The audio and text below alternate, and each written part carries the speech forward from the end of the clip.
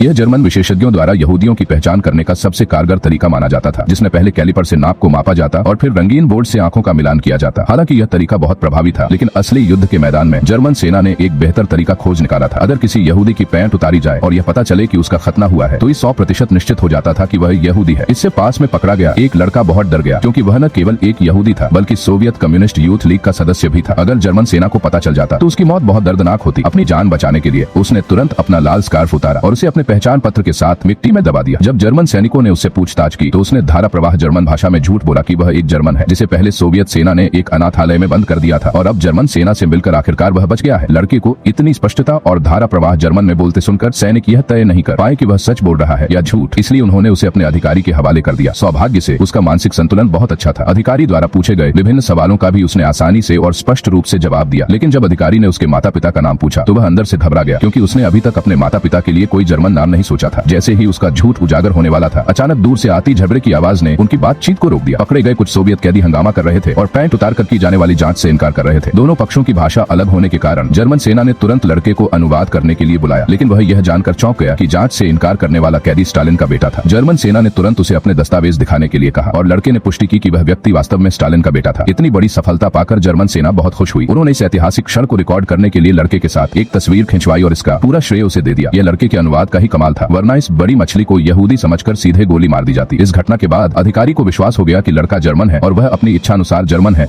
इच्छानुसार जर्मन सेना के साथ शिविर में लौट आया और इस तरह सौभाग्य से उसकी जान बच गई। गाड़ी से उतरने के कुछ ही देर बाद जर्मन सैनिकों ने उत्साह से उसे खाना दिया, लेकिन जैसे ही उसने एक निवाला खाया, अचानक पीछे से किसी ने उसका नाम पुकारा। उसने मुड़कर देखा तो पता चला कि वह अनाथालय का उसका पुराना दुश्मन था। उसने बेसब्री से जर्मन सैनिकों को बताया कि आर्थर एक खालिस यहूदी है। हालांकि जर्मन सैनिक उसे बोलते हुए सुन सकते थे, लेकिन वे उसकी भाषा बिल्कुल नहीं समझ पा रहे थे। इसके बाद जर्मनों ने आर्थर को बुलाया और उसे अनुवाद करने के लिए कहा। आर्थर ने सच को झूठ में बदल दिया और यह अनुवाद किया कि वह लड़का जर्मन सेना को गाली दे रहा है और दावा कर रहा है कि उसके पीछे किसी का हाथ है। एक सैनिक ने आगे बढ़कर उसे एक थप्पड़ मार दिया। थप्पड़ खाकर लड़का आग बूला हो गया और आर्थर को सबक सिखाने के लिए बाढ़ पर चढ़ गया, लेकिन वह भूल गया था कि यह जर्मन इलाका है। उसे सैनिकों ने पकड़ लिया और वह भाग नहीं सका। संयोगों की एक श्रृंखला के कारण आर्थर गलती से एक सैनिक बन गया था, लेकिन खतरा हमेशा उसके साथ बना रहा। जब उसे शौचालय जाना होता तो वह अपने उन साथियों से दूर छिप जाता जो उसके साथ जाना चाहते थे। जब तक आसपास शांति नहीं हो जाती, वह पैंट उतारने की हिम्मत नहीं करता था। नहाते समय वह हमेशा दरवाजा कसकर बंद कर लेता ताकि जर्मन सैनिक उसका खतना न देख लें। लेकिन एक दिन जब वह आराम से नहा रहा था, तभी एक जर्मन सैनिक चुपके से अंदर आ गया। ऐसा लग रहा था कि उसने आर्थर का राज जान लिया है।